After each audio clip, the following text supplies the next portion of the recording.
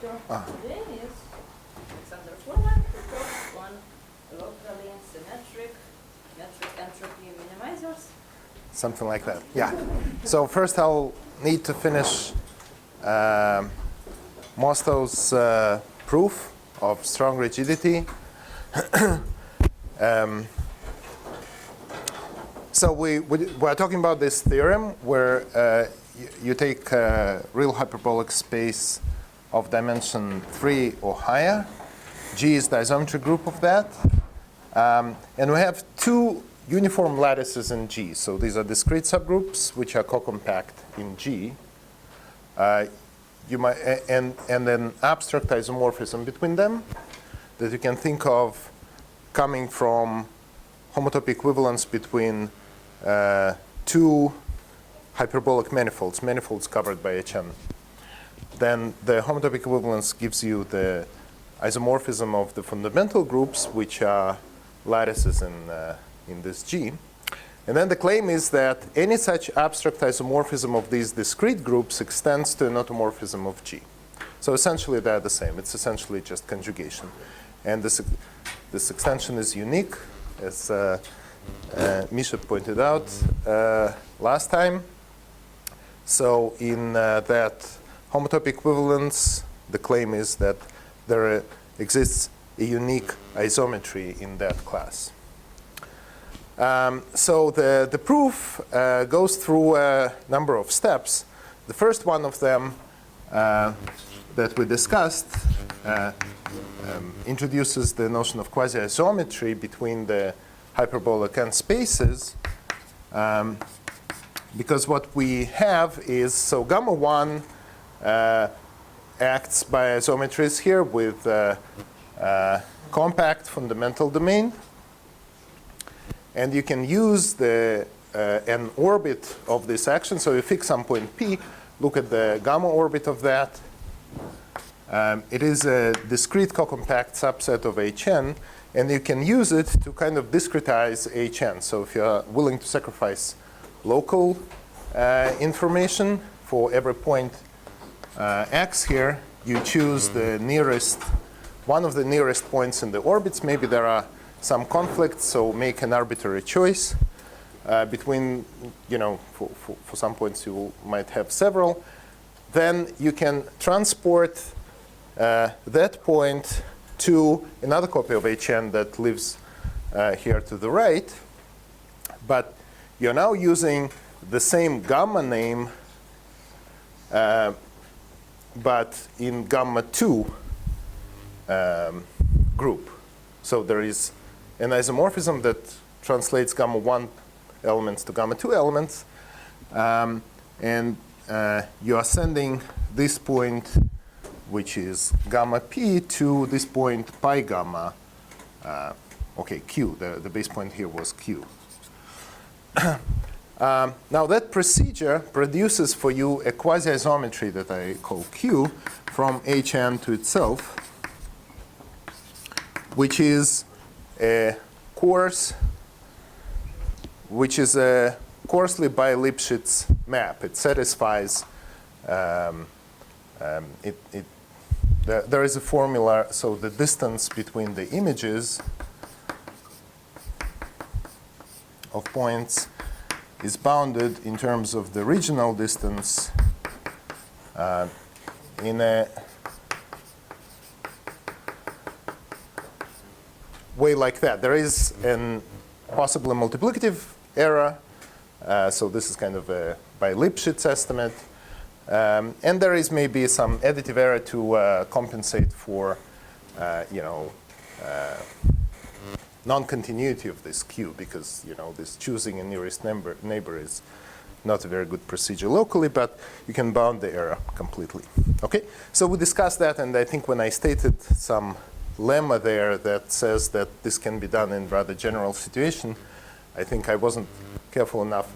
The proper metric space on which there was some group acting properly co-compactly has to be assumed to be geodesic or roughly geodesic, whatever. Luckily, nobody takes notes, so I can pretend that I was right then. What? But it is happening here for free, yeah. This step will not work for non-uniform lattices. Yes, so this step is, relies on uniformity of lattices. I'll make a comment about that. Uniform lattice. Co-compact lattice. Yeah, it's like ZD and RD. But, yeah. If it only spine volume but not co-compact. It is still true, but this proof will not work. Or it needs to be adjusted. It was done by Prasad. But I'm describing the co-compact case. I'm describing a particular case of Moster rigidity. There are more general theorems. But I wanted to emphasize this idea here. Then there was a second idea, well, maybe 1.5, was the Morse lemma that we proved that says that any KC quasi-geodesic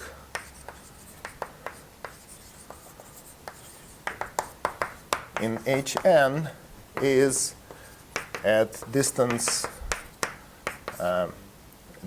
d, where this bound depends only on Kc and your space, from a geodesic, from an actual geodesic. So we sketched the proof of this. And the second step, the crucial step, is this is actually a construction that leads to this crucial step, is that there exists a map from between the boundaries of Hn. I mean, it's the same space, but I'm thinking of it separately. It's called phi, which is a homeomorphism such that it intertwines the gamma action. So gamma acts on Hn. It also acts on this absolute at this boundary. So what we have is this this formula. Okay. Now how does this go? So we're going to use Morse lemma and the existence of quasi-isometry. So if you have a point here, theta, you shoot a geodesic from P towards theta. Then you move it using Q, and that produces for you a Kc quasi-geodesic, where K and C come from this global bound on everybody moved by Q. So this is not a pi, this is Q. And you, applying the Morse lemma, you get a unique geodesic, which is, well, it's not unique, but it is unique if you nail the base point, which is bounded distance from that quasi-geodesic. And you declare the endpoint of that to be phi of theta. Okay, so you get a map from the boundary of Hn to the boundary of Hn. And because of the fact that gamma was acting here by isometries, and also gamma 2, its other reincarnation, acts here by isometries, and the nature of the construction of Q, you will get this equivariance for free. What is not obvious is that this map is nice, that it is a homeomorphism. So let's explain how that works. In fact, 3, I want to say that phi is a quasi-conformal map of boundary of Hn. So we'll talk about that in a few minutes. So it's better than your arbitrary homeomorphism. So again, I'm going to only sketch the this story. So suppose that you have here theta, a point at infinity, and there is this geodesic coming into it, geodesic ray. Well, imagine it was the correct color.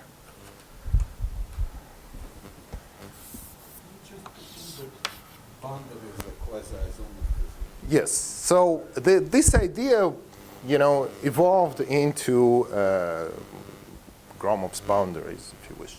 Gromov's boundary of a delta hyperbolic space can be defined. One of the main equivalent definitions is as the equivalence classes of quasi-geodesic rays that up to equivalence when they are bounded distance from each other. It's actually, and then it's automatic, but you need to, at some point, somewhere, you need to prove something. So that's the time. Quasi-conformal is not obvious because you should define some structure. Depends on your definition of quasi-conformality. So this is a loaded concept. So let's get to this in a second. So this is n-minus dimensional sphere. So maybe I'll do it like that. If I take a neighborhood of that point theta in the sphere, and I'm thinking of a round neighborhood, it is a boundary of an embedded copy of n-1 hyperbolic space. So if you look at the n-1 hyperbolic spaces, so rather, if I take a geodesic, take some point on the geodesic and look at the perpendicular direction, this would be a copy of Hn-1. Is this picture clear, or maybe it's not? Clear at all. That's I good. thought that the space of geodesics outgoing from the point of the boundary is an affine space. Yes, but we're not doing that. We have a base point here, P, and I fixed a single geodesic. And I'm looking at that single, okay, maybe I'll draw it like that, okay? Now, this is this geodesic going somewhere. I'm looking at the point X on that geodesic. Now, I look at subspace which is perpendicular to that. A better definition is the collection. So this is, a geodesic is a totally geodesic subspace. You can think of nearest point projection from the large space to a subspace like that. And it is a very well-defined thing. So closest point, right? So some places land here, but the collection of all those things that lands at X in this geometry happens to be a totally geodesic subspace itself. It's, by the way, not true in complex hyperbolic geometry, but here it is. And they kind of, you can think of them as taking this unit tangent vector, then in the tangent space taking everybody perpendicular to that and continuing forever, okay? But this thing actually curves, and it ends on the boundary with a nice circle. Well, not circle, it's Sn-2 sphere. Right? So if it were H3, this is a copy of H2 hyperbolic plane, and this would be a circle on the Riemann sphere. Okay. Now here is a little argument here. So this is, again, my picture. I'm sorry I'm doing it many times now. But now I want to say the following.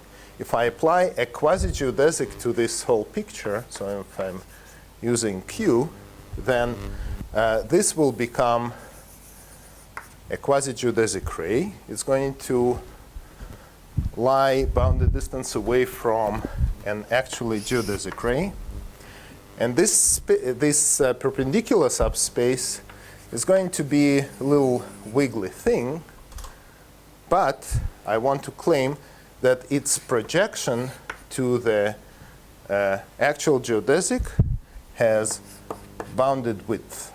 So the projection of Q of that Hn-1 after applying Q is a bounded. Yes. Sorry? You take infinite only, right? Yeah. This continues forever. I can't, the board.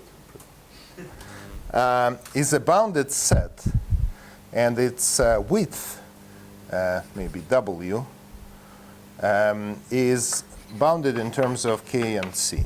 and Hn. Let me stop writing K and C. Why is that? Well, the thing is that if you look at some point at infinity here, so here was theta, here is one of those points in the boundary of this Hn minus 1.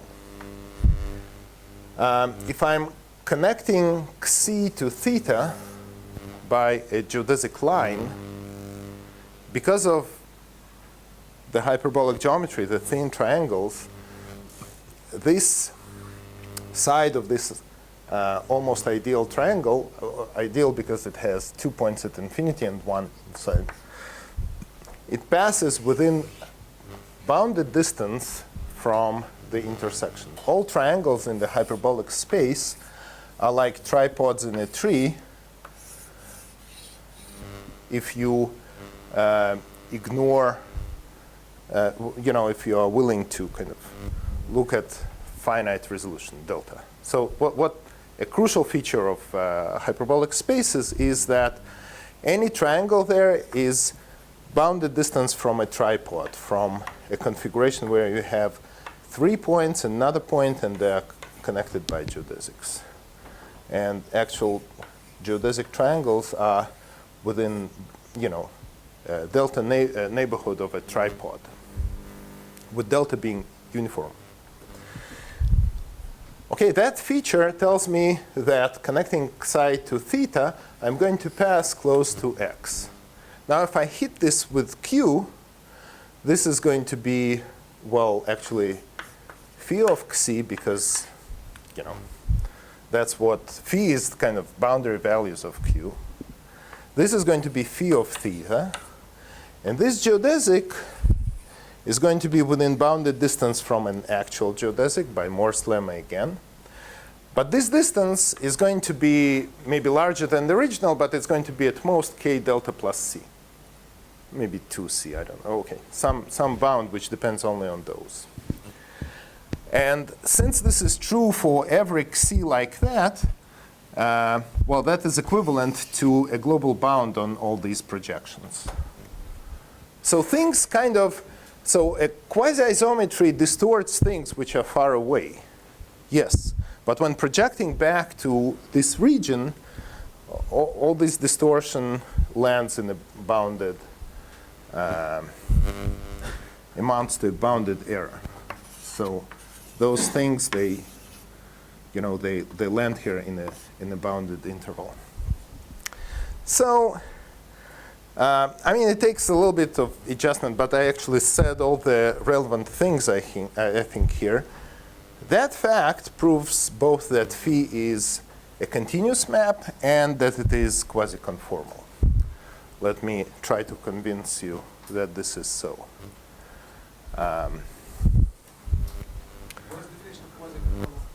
Yes, that's because up until here it was true tautologically.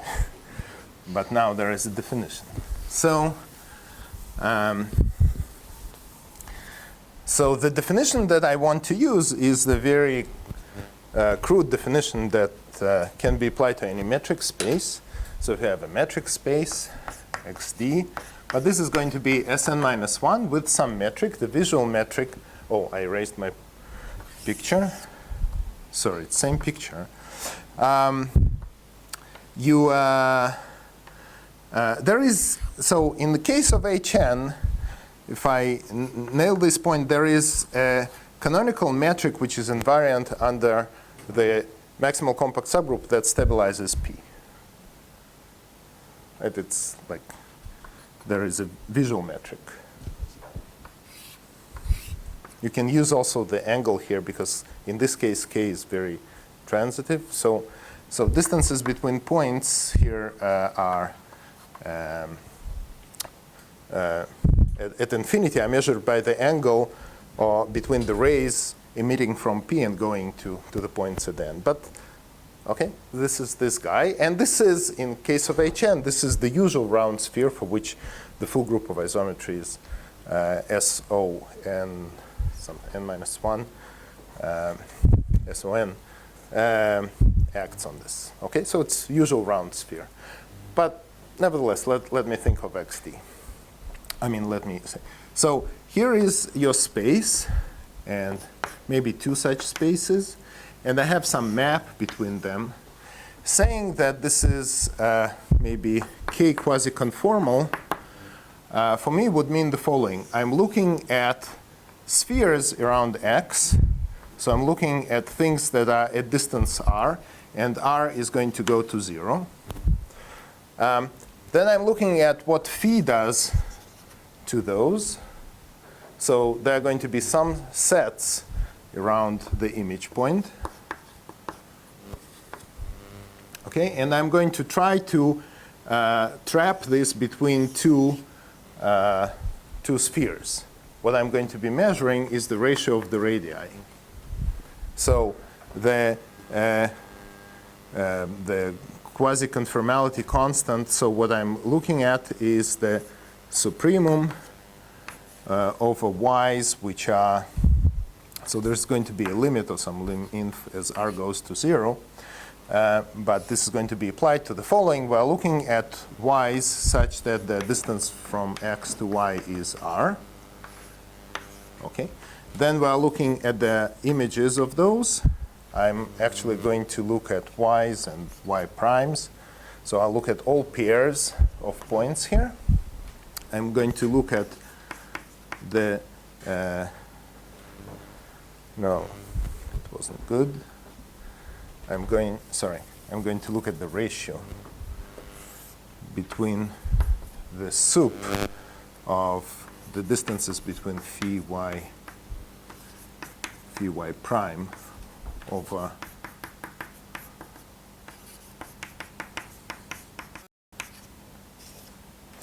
an infimum of such thing, same set. And I'm going to take r towards 0. I'm going to take lim sup of this. And this number is going to be measuring the quasi-conformality. I don't have a good letter for that. Maybe Q of phi at the point x. And I want that to be, so a quasi-conformal map for me is going to be a map for which these limits are bounded from above. So maybe less than some number m, and this is a global number. So this is eccentricity of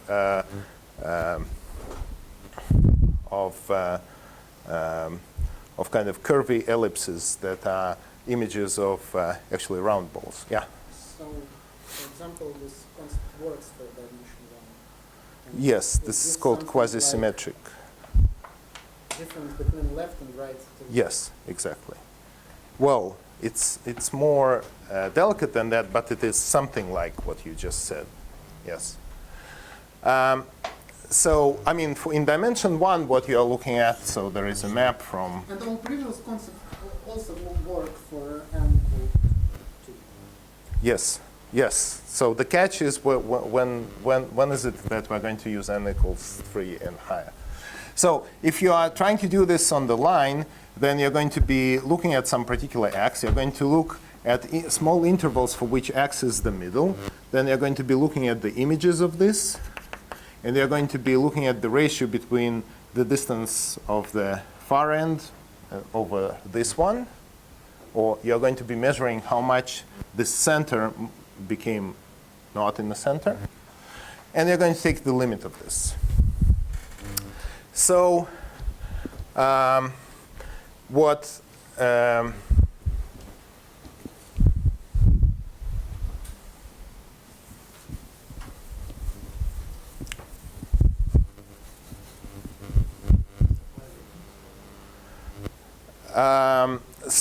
this is pretty delicate.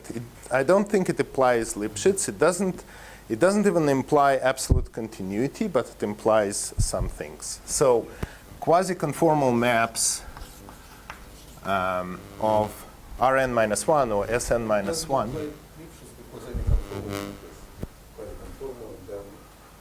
No, but locally even, yeah. No, I mean the classical one-dimensional computations going to In the one that, yeah. So let me, but maybe just to connect this to the discussion a minute ago.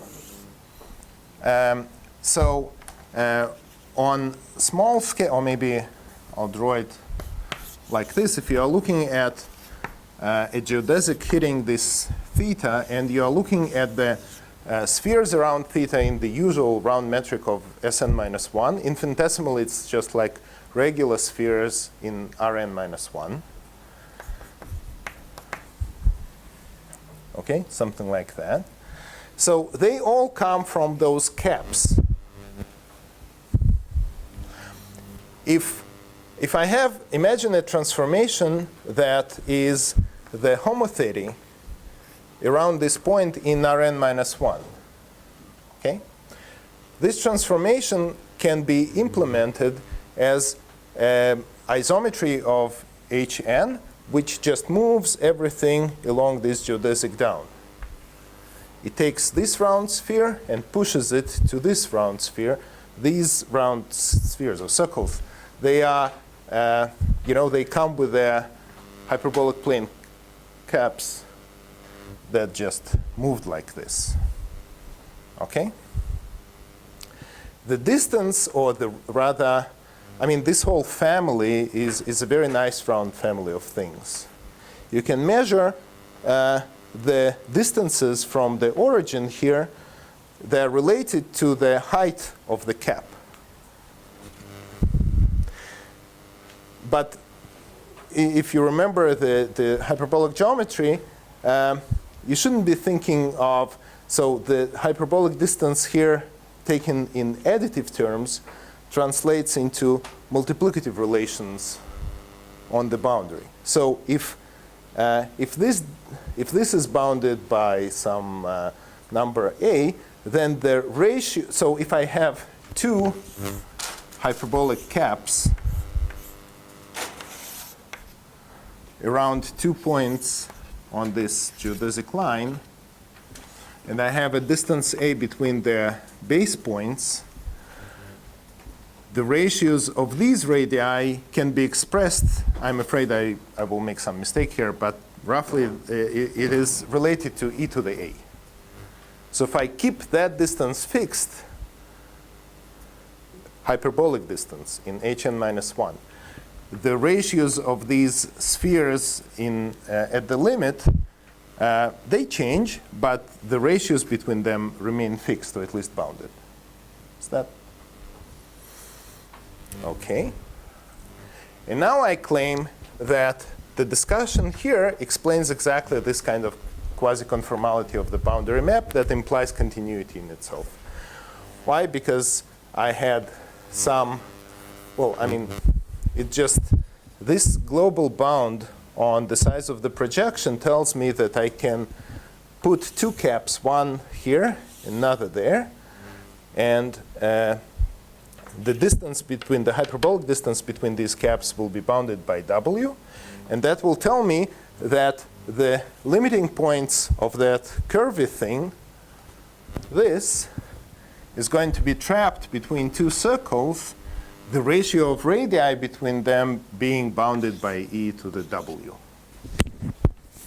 Maybe there is some number related to n or n-1.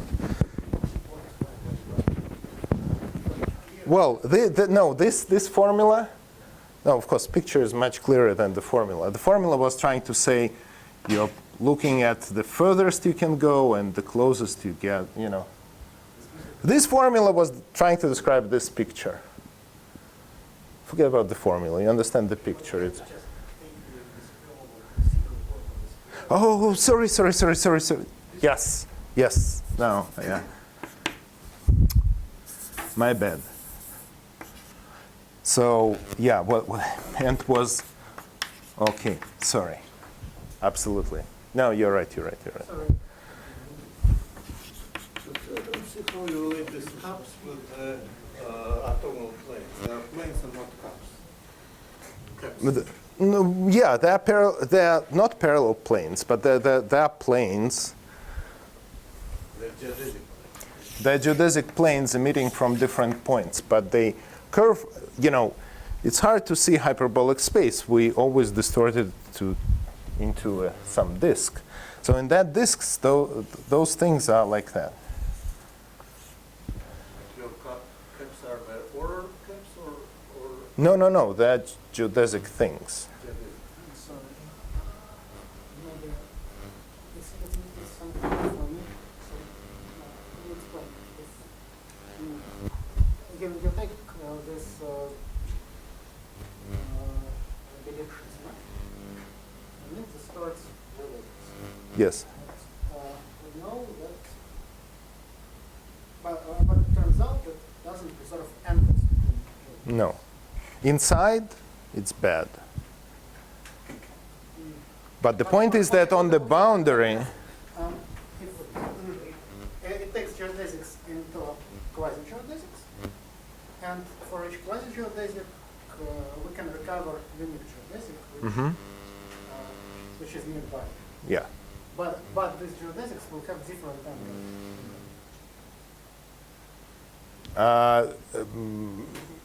Those geodesics don't intersect at all. Okay. So all the geodesics here were going like this from P, then after mapping. They will have different angles. No, this is the picture. Okay, these geodesics, different thetas, were mapped to these, and from them I don't need to draw the Morse lemma because in the picture it's visible that they limit to something. But Morse lemma was explaining why they limit to something. And now I'm trying to explain that close-by points actually map to close-by points. Moreover, if I fix some theta and I look at small radius around it, and I look at all the geodesics that go there, I have a better description of how to describe this set. I'm saying take a geodesic line, it's Hn minus 1 there, but geodesic hyperplane that goes around like this. And I'm not trying to connect these two. I mean, it's true that they're connected, but I really fix a point here, and I take the perpendicular plane, hyperplane. Now I move it there, and it becomes a bit curly, but it is capped, it is trapped between two hyperplanes, the hyperbolic distance between which is uniformly bounded. And that explains that the radii here, the ratio is uniformly bounded. If I'm lucky, I'll explain another proof in which one won't need to go through the quasi-conformal discussion. But we're trapped in Moslow's world for now, and we're going to do the next step. So these are quasi-conformal maps. And this was geometry explaining it. But now one hits it with analysis. To what extent it can be done for hyperbolic groups In full extent. including quasi-conformal, right? Yes, but that funny definition, not the analysis part. Now there is analysis part of quasi-conformal maps, and now this is of Sn minus 1, the boundary of Hn. And there are some facts here. I mean, it's a big theory, and I won't do real justice to this, but there are some facts about it. So what we're going to say now is a local story, so you can think of this as a piece of Rn minus 1. So there is a piece of Rn minus 1, maybe just a piece of a complex plane, and a map, phi, that goes from here to here. Rn minus 1 has Lebesgue measure. And suppose that phi is a k quasi-conformal map of this, or a piece of it, as we said. then phi is differentiable almost everywhere. So for almost every point there is a derivative. And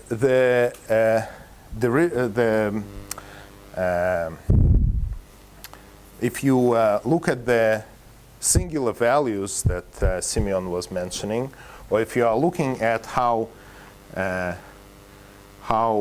circles being mapped by phi become ellipses, right? If you are trying to measure this eccentricity, so they're not that nice. They're kind of like this nice. But at the point of differentiability, infinitesimally, you are like the derivative, and the derivative takes small circles into small ellipses. But the ratio between these axes is bounded by, eccentricity, I don't know how to write it, of the derivative of phi at almost every point is going to be bounded by that k. Okay? And furthermore, this is one fact. And fact number 2, which is non-trivial at all, moreover, if the eccentricity of a quasi-conformal map is 1 almost everywhere, then phi is conformal.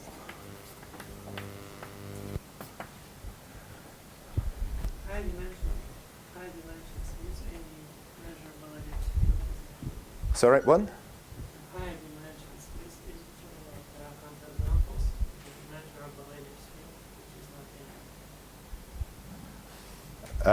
in. The field, you mean like Riemann mapping? I think it's not true, but yeah.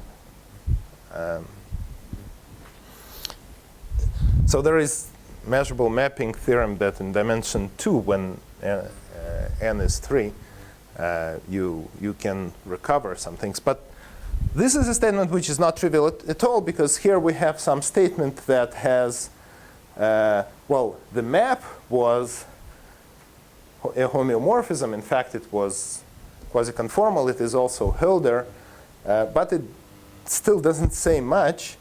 It only has differentiability almost everywhere. But if those derivatives happen to be multiplication by a scalar almost everywhere, then then it happens everywhere. That's what it says. Okay, and Sort of elliptic convergence. yes, but I think it's a very delicate analysis. Not that. There is some integration on paths, modulus. Then it will be conformal when One has derivative. No, but derivative which is round, like multiplication by complex. Actual conformal maps. What puts aside? If you look at R2 and you have a differentiable. I would want to look on Rn for n because there is very little amount of local conformal mappings. I think there's usually teaching Which is even less. Yeah. started from the conformal as just Yeah. No, that's true. But this is a different statement. This says some almost everywhere information about derivatives, tells you everywhere information.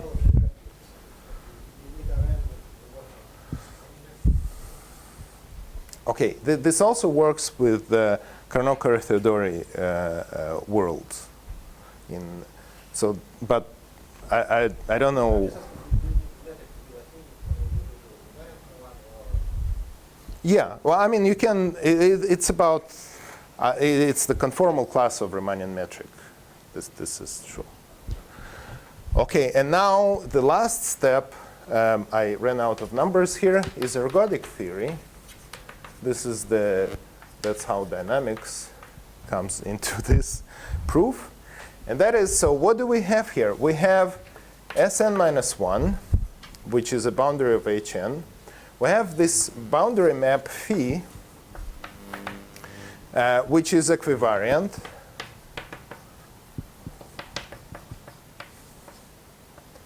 Okay? And we know that phi is quasi-conformal. Now, quasi-conformality comes with this differentiation with respect to almost every point. So there is some measure jumping into the discussion, although it was all geometric up until now. So there is the Lebesgue measure on this thing, and we're moving from here to here. So you can rewrite this equation here as phi being equal to that. There is -1 somewhere. Okay. Now, those are the actions on the boundary, and these of gamma. Gamma sits inside isometries of Hn. So its action on Sn-1 is actually conformal. So these are conformal. This guy and this guy. But this is only quasi-conformal. So at many places, it has a derivative of which I don't know much. But I know that if it has derivative, which is, if it has some eccentricity, then it's going to happen. So eccentricity of the derivative of phi at some point is going to be equal to the eccentricity of the derivative of phi at gamma x. Because following this equation, you start from a point x, but then you do, you write it here. So you took round spheres, you move to something which is infinitesimally round, and then you distorted, and then you, again, applied some round thing. So the distortion at x is going to be the same as the distortion at gamma x by the chain rule. Now the gamma action, so this function, which is eccentricity of the derivative of phi, which is a measurable Lebesgue, almost everywhere defined function, is gamma invariant.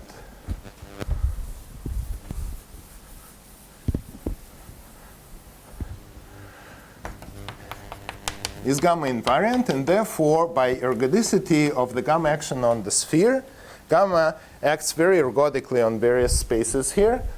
It is almost everywhere constant. So if this constant is 1, we win, because that means that phi is almost everywhere, infinitesimally round. And then by this hard theorem, It's not hard. Immediately follows from Liouville. You see, it's flat on the when it is conformal, it's flat. By the way. yeah, So you have a map which is almost everywhere flat. It's not hard to see that it is flat. yeah. You just take its derivative. Okay. With our, I would draw that it is hard, but I'm not sure that okay, maybe I there should. is some hidden It's not an obvious, it's not a lemma, it's a theorem. Okay? I don't think it's even a lemma after Liouville, but maybe I'm wrong. So anyway, if this constant is 1, then we win. If this constant is k, which is bigger than 1, then we have this measurable field of tangent planes, these directions of the maximal stretch or something, which is going to be gamma invariant, because the same logic that applied here is going to work the same way. And so if k is bigger than 1, then there exists some the dimension is almost everywhere invariant, so it's constant. There exists a measurable gamma invariant field of tangent, I don't know, k planes, where k is between 1 and minus 2. And the gamma action on these tangent planes is also ergodic. So this is also not possible. Impossible by ergodicity. Now, this argument I mean, this thing follows from Howe-Moore's theorem for G being SON1, gamma being gamma, and H being a stabilizer of one of those planes, so it's kind of a subgroup of the horospheric group that I don't want to write, but H action on G mod gamma is ergodic because this is unbounded group, and that's what kills this. So that's what I wanted to say about the original proof of Mostow. Now, You just proved that it has isometry on a sphere. yes, now, no, there was the third thing, that the conformal group of Sn-1 is the same thing as so there is a correspondence between isometries of Hn and the conformal mappings of the boundary. And there is something called quasi-isometry group of Hn, which is the collection of all quasi-isometries of Hn up to, this is not a group because you see these maps are not even invertible. They're not, they're bad. But if you identify two maps which are bounded distance from each other, this becomes a group. This is a beautiful group. It's especially beautiful because it becomes the same as the quasi-conformal group of Hn. We only used these implications, but there are actually equalities. So there is a natural equality between those. And what we started with was a Qi from here, which was kind of conjugating phi. And it gave us something here, but then we used the ergodicity to rule out the possibility that this was quasi-conformal, really. So we landed in this subgroup of it, but it comes from an isometry. So this phi is kind of boundary values of a unique isometry of Hn, which is the conjugating element of G that conjugates gamma 1 to gamma 2. And now this fails in the small dimension. What? In 2. From this Howe-Moore's theorem, ergodic theory, that for the sake of no, you see, it now works. Now let me put here another letter, K. And K is going to be R, C, quaternions, or the Cayley plane. And all one needs to do is to redevelop everything for those creatures. It's conformal with respect to this Carnot-Theodori metric. Okay? So this theorem becomes just Everything becomes bad. For Mostow, it took several years to do all of those things. Okay? And that's maybe, I mean, ideologically, it's the same proof. But it's harder. I mean, it's way more technical. So let's stop here and let's state another theorem that doesn't need all of that sophisticated stuff. Doesn't need analysis. Okay, analysis-free proof. In fact, it's a theorem which is much, much stronger and cooler in some sense. I mean, you cannot be cooler than Mostow's theorem, but it proves other things. But it's not harder.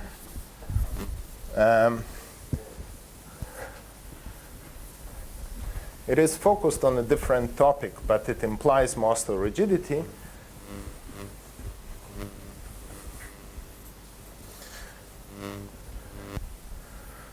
And judging by the time, I won't be able to, so I'm going to describe the second proof. There is also a third proof due to Gromov or Thurston. Thurston says it's Gromov's proof, Gromov says it's Thurston's proof. But they work only on real hyperbolic spaces. And they use other things, so maybe at the very end we'll say a few things, but not. So now Besson-Courtois-Gallot.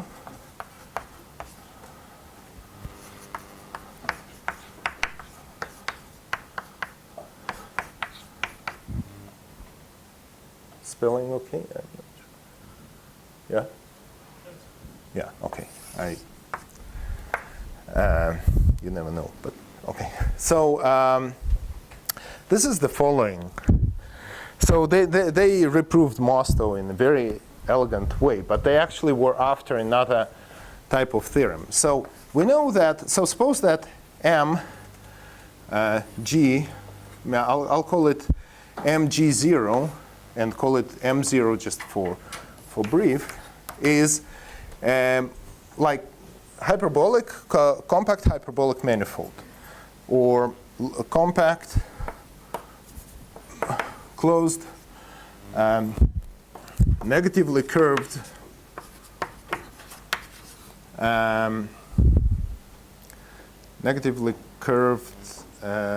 locally symmetric manifold.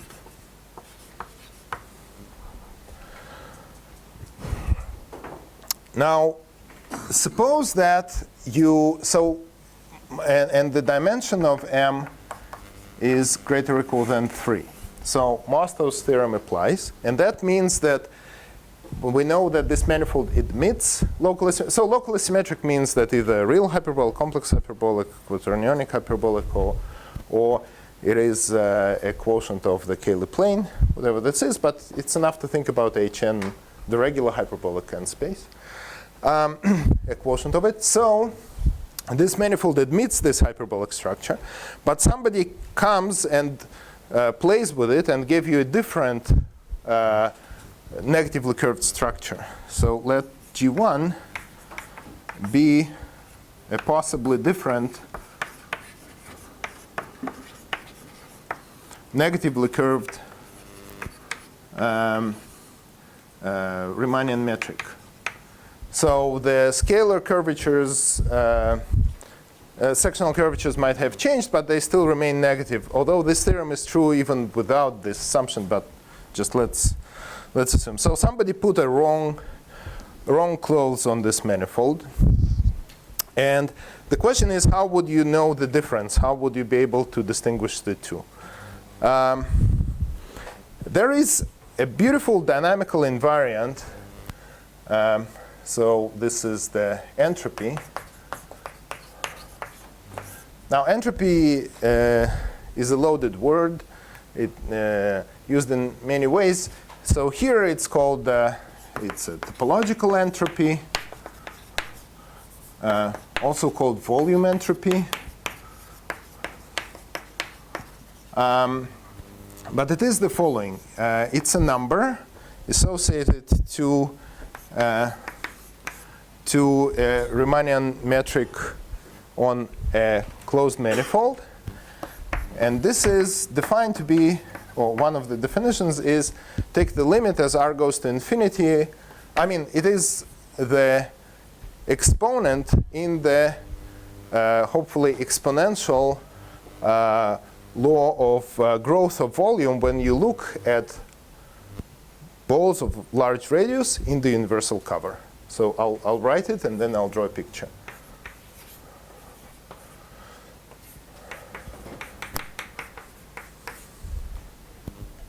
Okay, so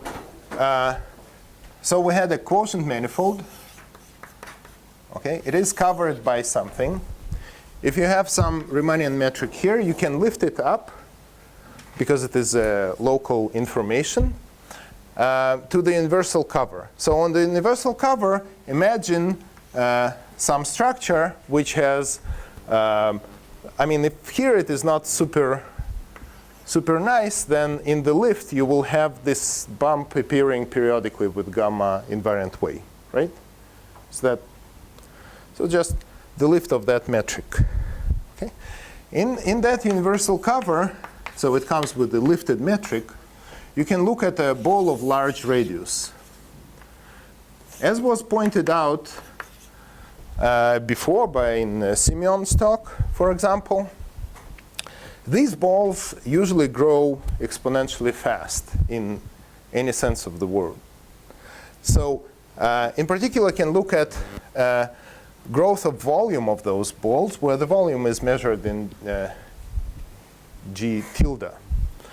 Now, you shouldn't be thinking of that, and this is the number I wrote here. But it actually is the same as the limit as r goes to infinity of the number. It's the same as the rough count of gamma orbits in these balls. So it's the same as the count of number of gammas in gamma, such that the distance with respect to g tilde between gamma x and x less than r.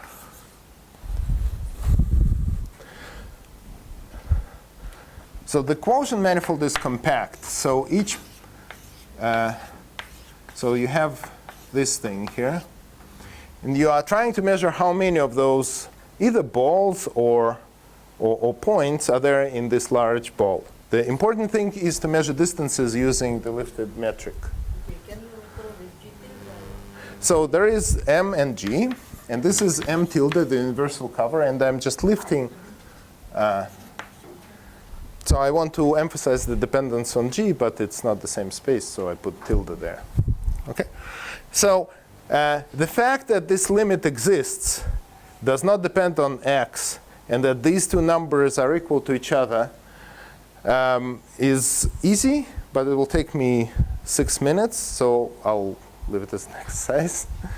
Also, the fact that this is equal to actually the topological entropy of the geodesic flow on the unit tangent bundle to the quotient, I'll also not do here, but I want to say that all of these things are classical. They come with some names, but at the end of the day, the proofs between the equalities of those things are not difficult at all in negative curvature, because things tend to.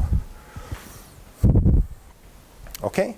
Now, these things are very rough. It's not what Simeon was talking about. He was trying to understand the asymptotics of that.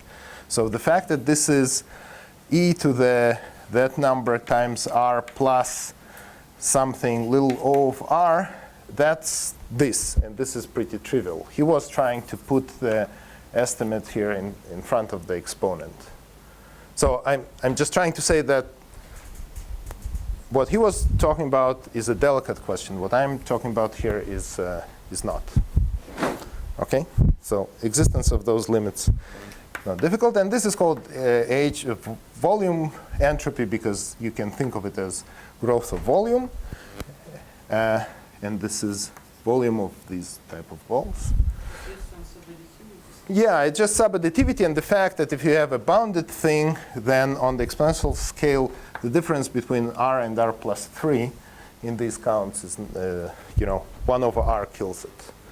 Yeah, that's probably the crucial thing. Okay. We have to make a break at some point. Sorry? We have to make a break. Oh, sorry. What would be Yeah, I can push the next speaker. Now, there is one, so what they're trying to do is to characterize the locally symmetric metrics among all other metrics by saying that they are the minimizers of this number. That if you distort the metric, then something is going to go wrong. So here is the theorem. So if M has two metrics, this is locally symmetric, and this is just other, then there is an inequality. So how do I want to put it? I want to say that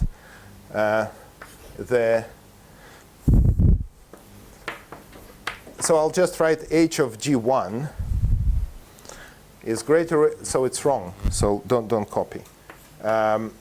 Is going to be greater than h of g0, and 2, if equal, then g0 is equal to g1. But that's not the right statement, because you can change this entropy or this volume growth by just multiplying the metric by a scalar. Multiplied by 10, then everything kind of rescales by 10, and you need to divide here by 1 over 10r. So the entropy is going to be multiplied by 1 over 10. So it's not the right quantity. You need to normalize somehow. So the natural so there are two natural normalizations, and one of them is by volume of the quotient manifold. So the correct statement is that if you take that to the power n, n is the dimension, multiply by the volume of G1, by which I mean the volume of the quotient manifold with respect to G1, then this is greater or equal than this entropy to the power n multiplied by the volume. So if you, I would be fine if I were just saying, look at all negatively curved metrics on M, normalize them to be probability, to be 1 on the manifold, so that no scaling would be allowed. Then the topological entropy or the volume entropy is always greater or equal than the locally symmetric one, and strictly so, except if you are already locally symmetric. So let me, this also needs to be.